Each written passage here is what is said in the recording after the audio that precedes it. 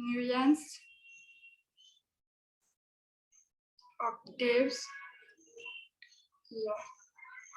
देखो न्यूलैंस साहब हमको 1864 में दिए थे ये लॉ। इसको हम लोग लॉ ऑफ ऑक्टेव भी कहते हैं, ठीक है, लॉ ऑफ ऑक्टेव।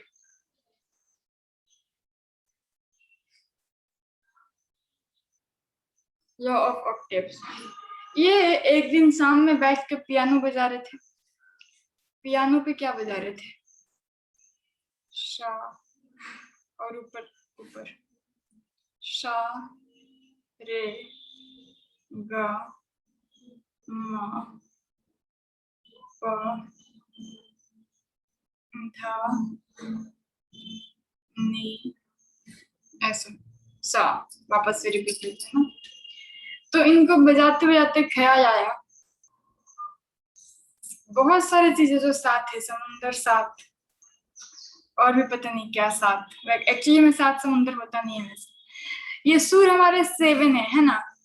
और इसके बाद इन्होंने क्या देखा कि फिर 8वां रिपीट होता है। जैसे अगर आप म्यूजिशियन को देखो कि ये सुर गाते हुए ऐसे गाते सा रे गा मा पा धा नी सा, फिर सा होता है पा धा नी सा, सा रे गा मा पा धा नी सा ऐसा।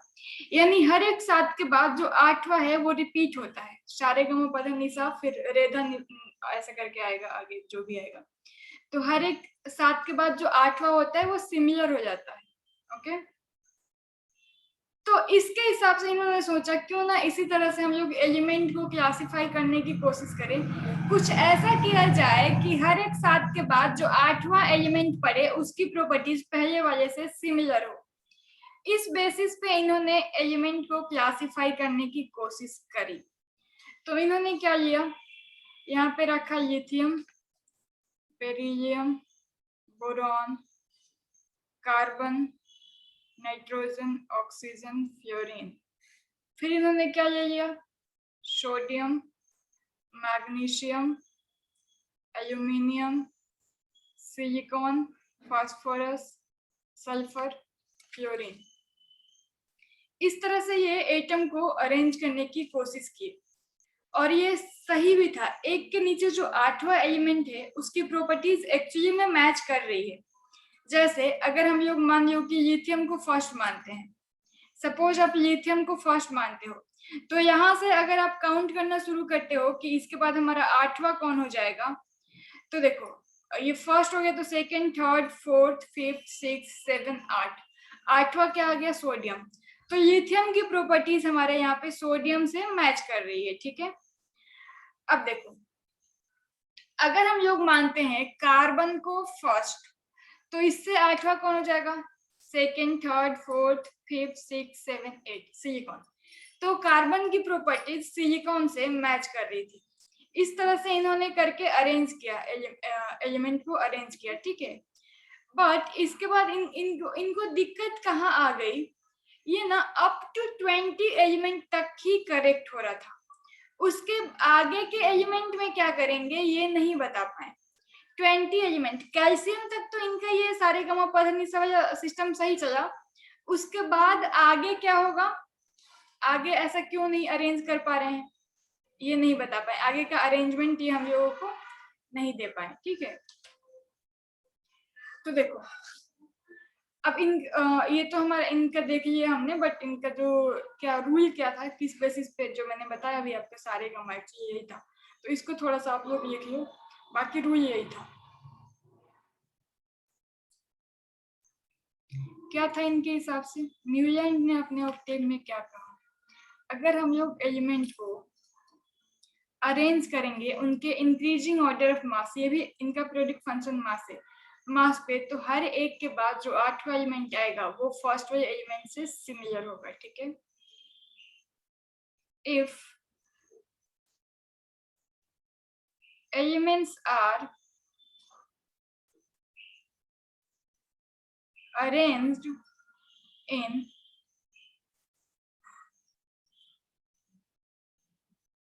increasing order of atomic mass,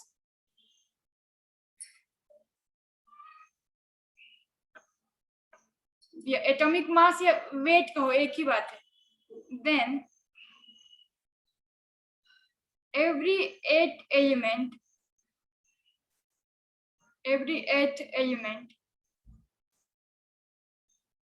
resemble with first element, जिसको भी आप चाहें, जिसको भी आप फर्स्ट मान लो, resembles with first element.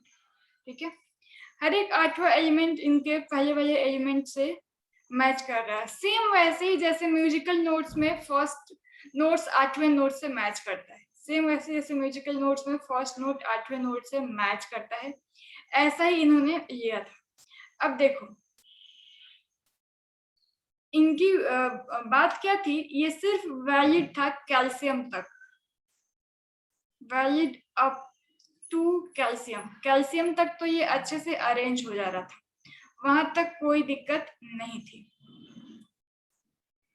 But दिक्कत कहाँ आ गई, जब हमारे एक तो हैवियर एलिमेंट के बारे में जिनका मास ज्यादा था कैल्शियम 20 से आगे, उनको ये अरेंज नहीं कर पाए। दूसरा, जब नोबल गैस आया, जैसे मान लो जैसे हम लोगों को पता चला कि एक नोबल गैस है जिसका जो हीलियम है एटॉमिक नंबर 2 है, तो लिथियम के पहले रहेगा यहाँ पे, तो इसको यहाँ पे प्लेस्ट करोगे, अब काउंट करो 1 2 3 4 5 6 7 8, तो फ्लोरीन का हीलियम से मैच करना चाहिए था प्रॉपर्टीज, बट ऐसा कुछ नहीं हुआ। तो पूरा का पूरा इनका ये सिस्टम ही अर्थ व्यर्थ हो गया। जब नोबल गैस का डिस्कवरी हुआ तो ये पूरा अस्त व्यस्त हो गया, फिर कुछ इसका मतलब नहीं बनने लगा, क्योंकि हर एक आठवां और पहले से बदल जा रहा था, सिमिलर नहीं हो पा रहा था अगर हम लोग यहाँ पे रख दें इनर्ट गैस को तो। ठीक है, तो इनका लिमिटेशन क्या हो जाएगा,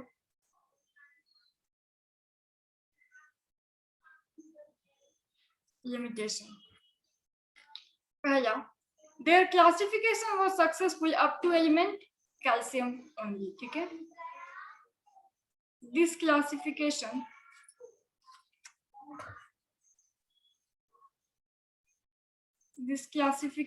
was successful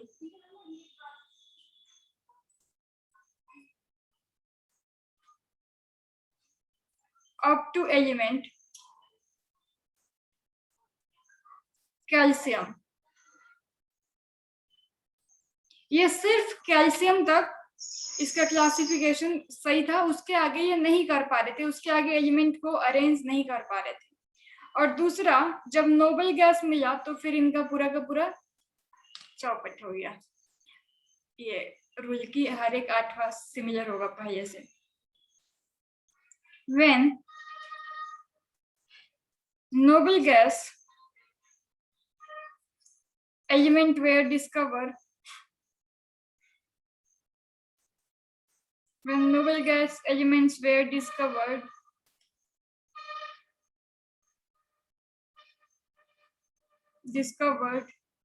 at a later stage, बाद में मिला, उस समय तक जब इन्होंने अरेंज किया तब नहीं था, their inclusion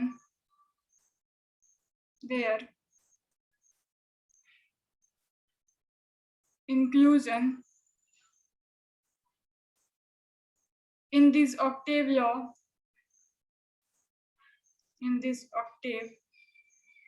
disturbed अच्छे से the entire disturbed the पूरा का पूरा entire।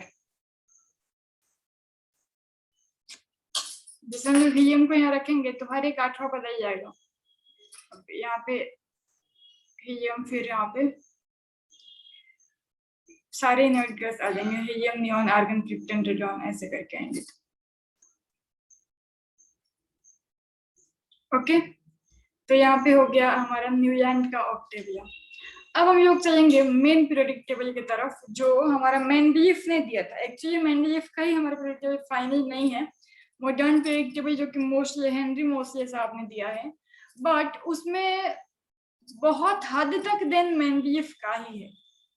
मेंडलीफ की पीरियोडिक टेबल को प्रायोरिटी इवन मोस्ले से लगभग ज्यादा ही दी जाती है, क्योंकि माना जाता है कि मोस्ले के पीरियोडिक टेबल में भी जो हाथ है वो मेंडलीफ का ही है। इन्होंने इतना अच्छा पीरियोडिक टेबल बनाया। इनर्ट गैसेस तब भी डिस्कवर नहीं थे, बावजूद भी इनके पीरियोडिक टेबल में आसानी से उसकी जगह था, सेट हो गए।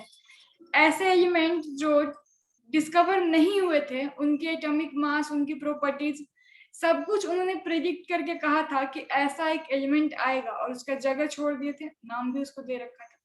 तो उनका पीरियोडिक टेबल बहुत अच्छा है इन सबों के कंपैरिजन में। और फिर उसके बाद हमारा आएगा मॉडर्न पीरियोडिक टेबल, जिसको हम लोग करेंगे कल की क्लासेस में।